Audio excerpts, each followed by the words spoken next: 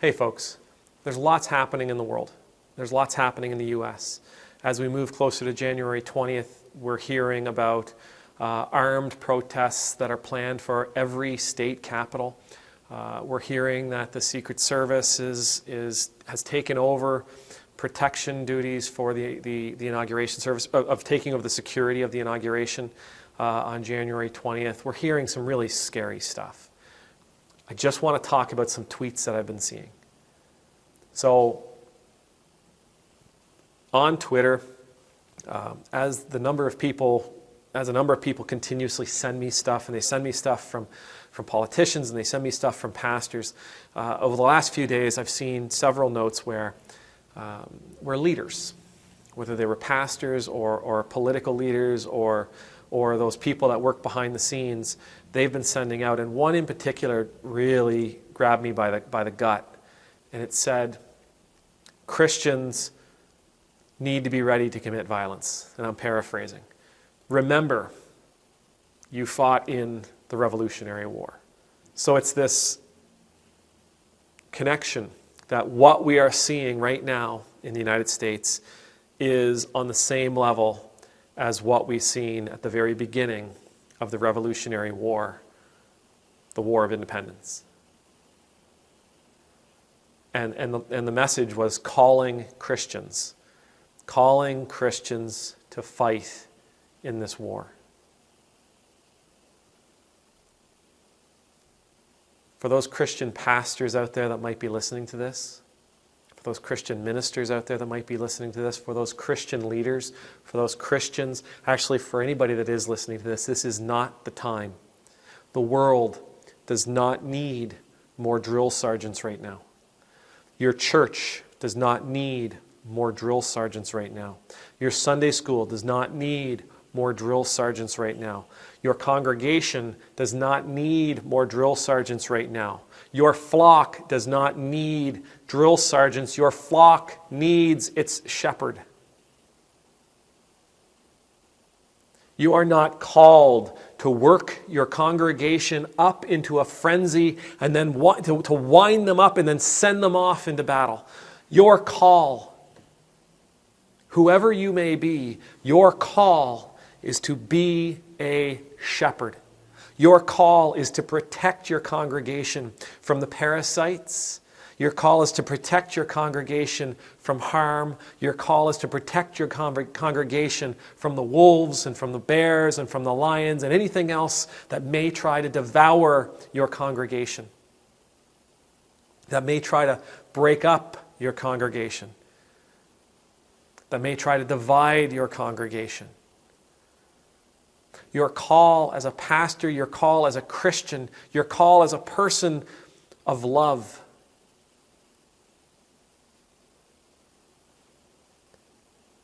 is to lead your flock into health.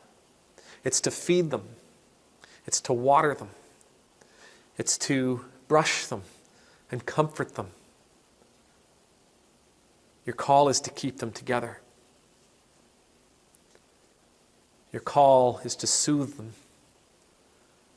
Your call is to share the same love that the Lord has shared with you. You are called to share that love with them. You are called not to teach them how to prepare for war. You are called not to teach them the art of war. You are not to teach them how to harm and injure. You are not to encourage them to harm or injure others. Your call is to teach them as Christ taught his disciples. Your call is to teach them as Christ teaches us through the Gospels.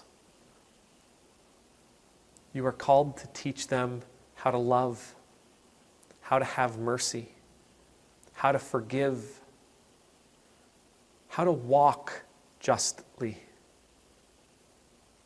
You are called to teach them how to care for one another, how to look after one another. Your call is to teach them how to look after the members of their communities who aren't part of the flock. Your call is to teach them how to welcome strangers in. Your call is to teach them how to become healers and teachers.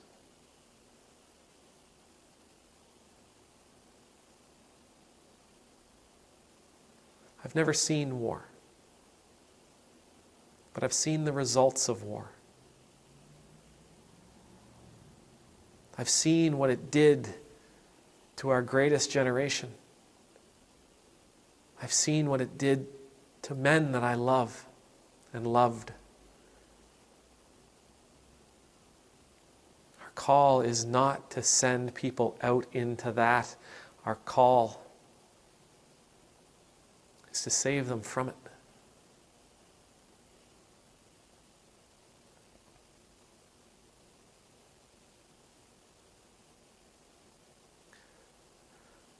Your congregation does not need a drill sergeant.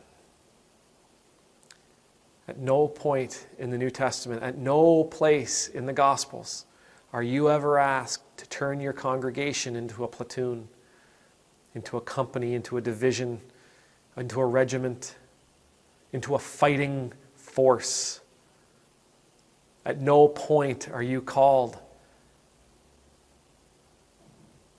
to send them out to hurt others. That is the antithesis of the Christian mission.